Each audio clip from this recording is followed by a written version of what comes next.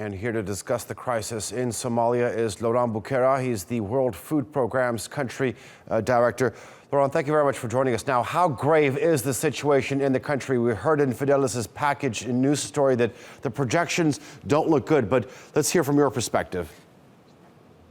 No, the situation is extremely catastrophic, and I think we have no time to lose for the response. We have scaled up the response significantly, accompanied by colleagues from other agencies, UNICEF, namely for the water sanitation and the nutrition response. But the situation is severe as the drought has been prevailing throughout 2016 and is continuing.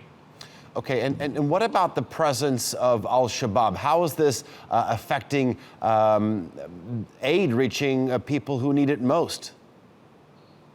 I mean, we are doing everything possible to reach locations which are as close as possible to people.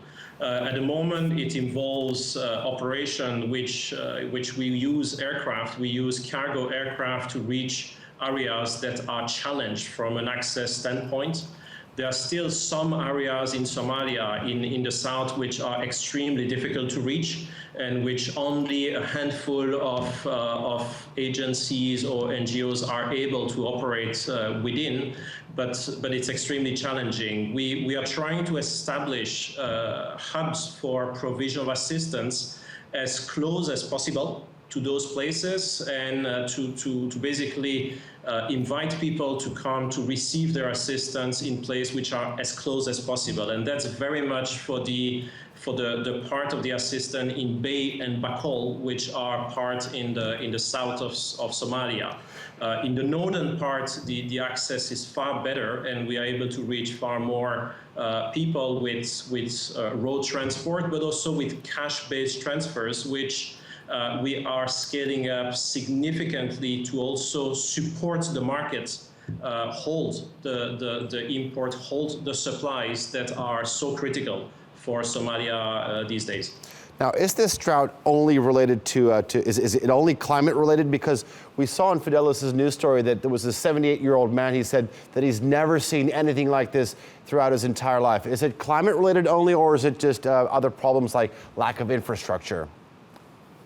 No, I think this drought, was announced that I think has been prevailing throughout 2016 and is one of the strongest El Niño phenomena, which is definitely a climate shock, which comes on top of a very fragile situation with the Somali population, which do not always have access to all the services in most affected and most deep parts of the country.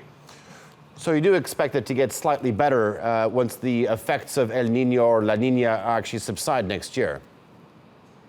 Unfortunately, the projection for the rain are very concerning, and the experts are projecting that the season will not be very good.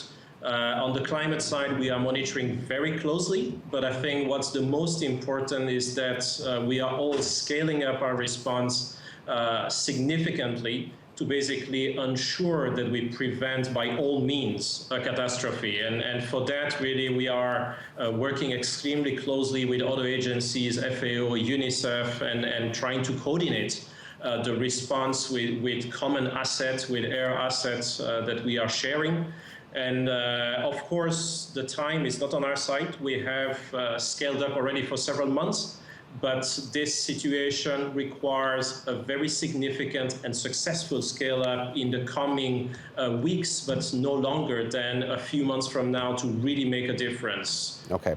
The World Food Programme's Laurent Bukera, thank you very much for joining us here on TRT World.